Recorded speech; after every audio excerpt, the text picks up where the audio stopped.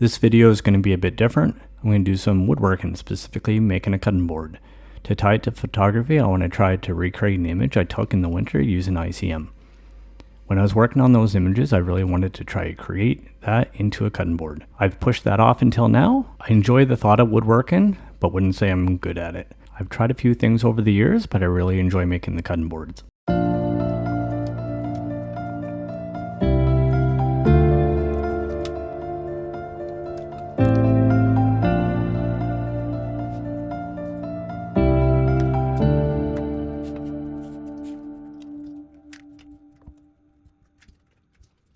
So I have the frame printed, the image. We'll put that aside, and then I have a template that I'm going to use, which is a 12 by 18, and the planer is a 12.5, so that's kind of the max width I can do. It's roughly the same size. And these are some of the ones that I've done in the past. Sun designed that one. This was one of the butcher blocks I did. So now we need to get these colors. I might have the brown here. I don't have anything like white's gonna be hard to get, but I'll get the whitest I can get.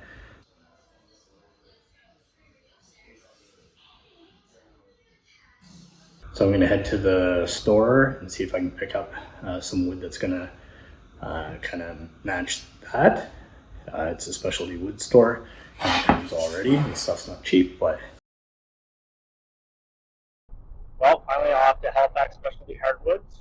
That's where I'm going to pick up my wood. And I have my template. So I'll go grab some wood.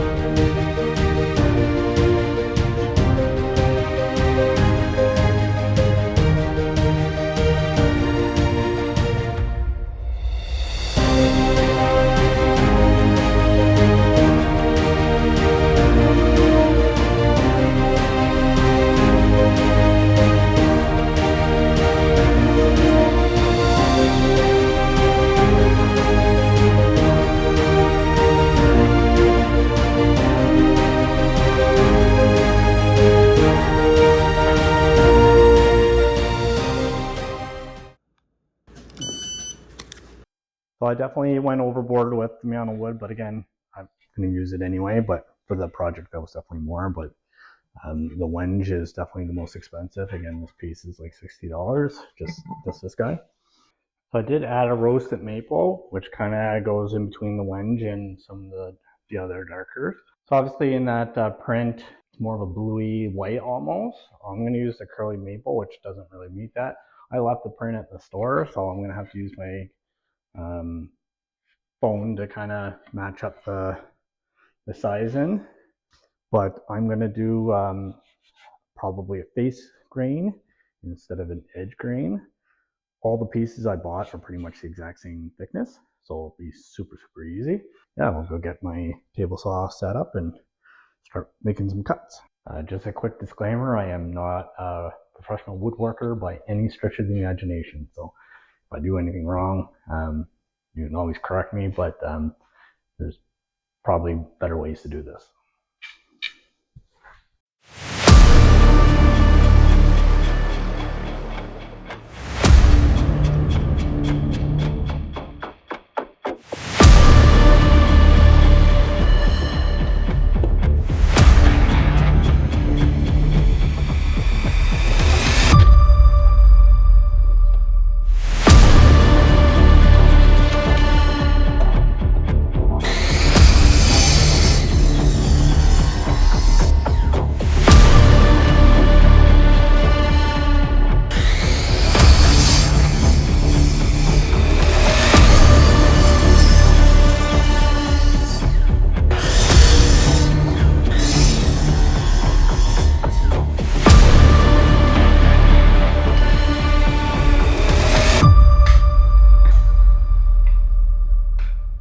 we have the wood all ripped to length. So now we're going to use the table saw and go lengthwise in various thicknesses to kind of align with that print. Again, it'd be a lot easier to do if I had brought the print home.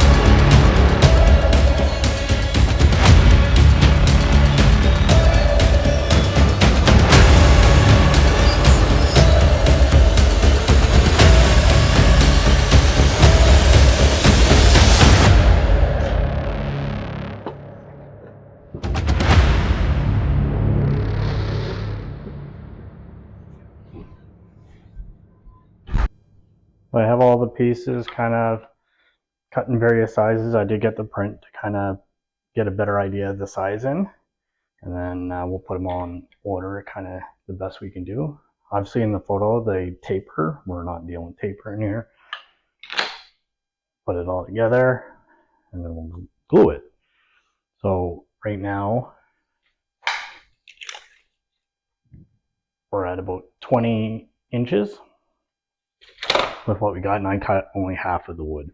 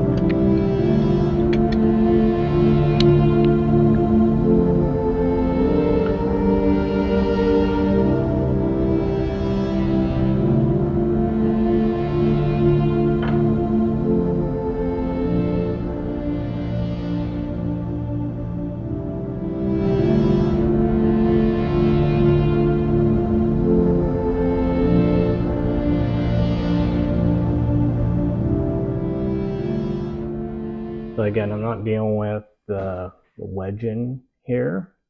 I'm just going straight. I did have cut a few more of the curly maple, the whiter one here, and a few left over. So 18 inches, and now we glue it. So for the glue phase, I have some bar clamps. So I have 3 of these and kind of lay the wood in it. And then wood glue, you do need non-toxic. This is Tantallon 3, I think, is the go-to in the woodworking thing. So we'll lay them all out into the clamps. Then you turn them all on their sides, glue, and then boop, boop, boop, boop, boop, boop, boop, and then clamp them.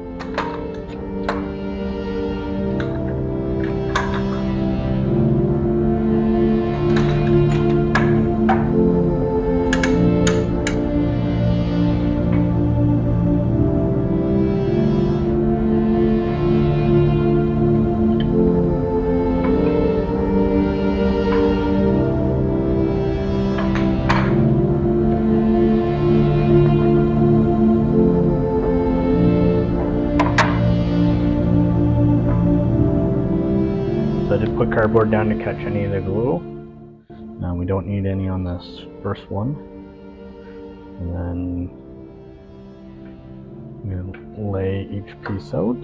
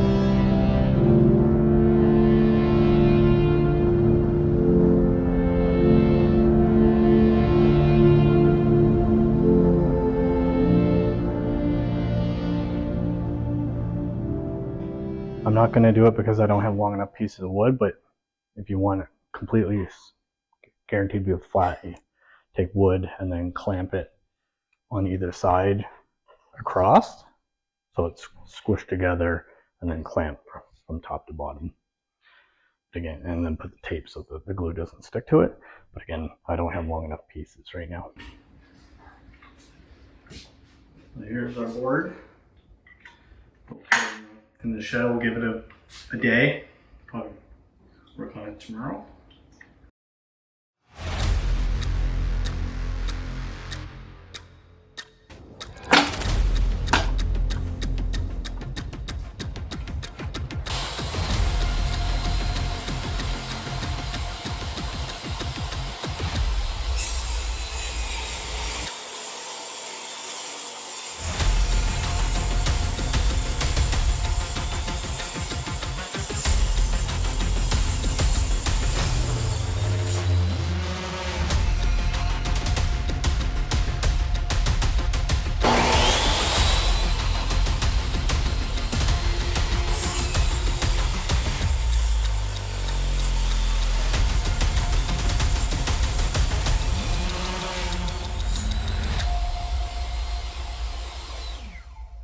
How many woodworkers cringe while I did that? There's definitely way better ways to do that. I didn't have the stuff to do it, but we got square here, and we're square on this side. So all in all, good. Next step, cleaning.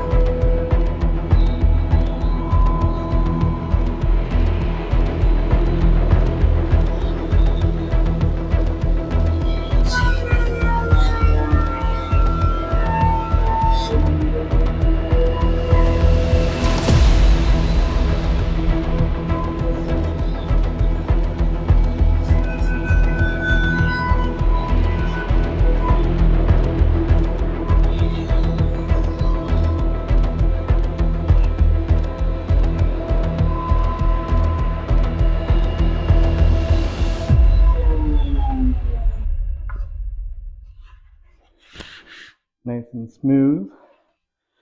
And we made some expensive sawdust. So the next step will be the edges. So the bottom will, I think it's a chamfer bit, and then we'll do a round over on the top. Smooth it out, and then sand. The fun part. So I already had the chamfer bit in at 45 degrees, and then I have a quarter round over.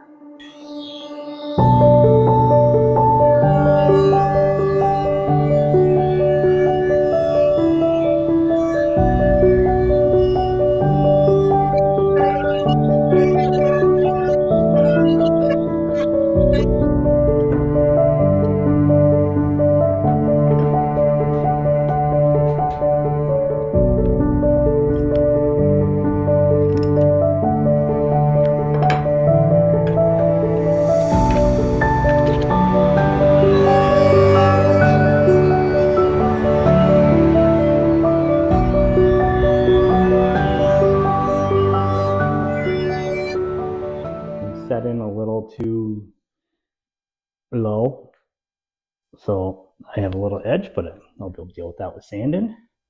So that's our next step, sanding. That planer that I use is pretty much brand new, so this is really smooth anyway, so I'm just going to start at 400.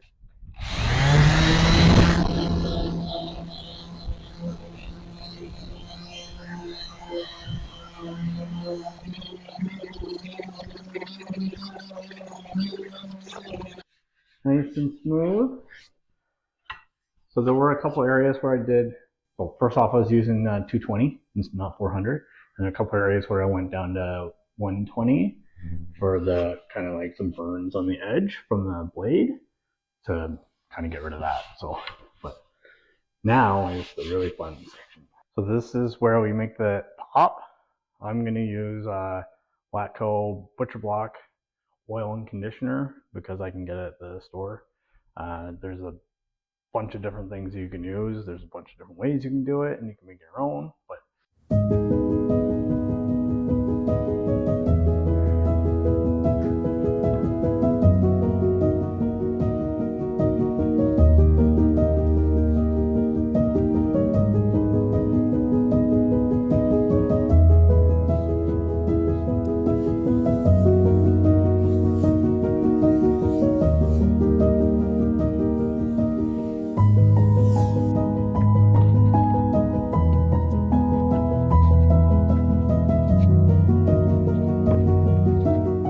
way more vibrant. We'll wait till that dries, and then last step is put 4 little legs on the bottom.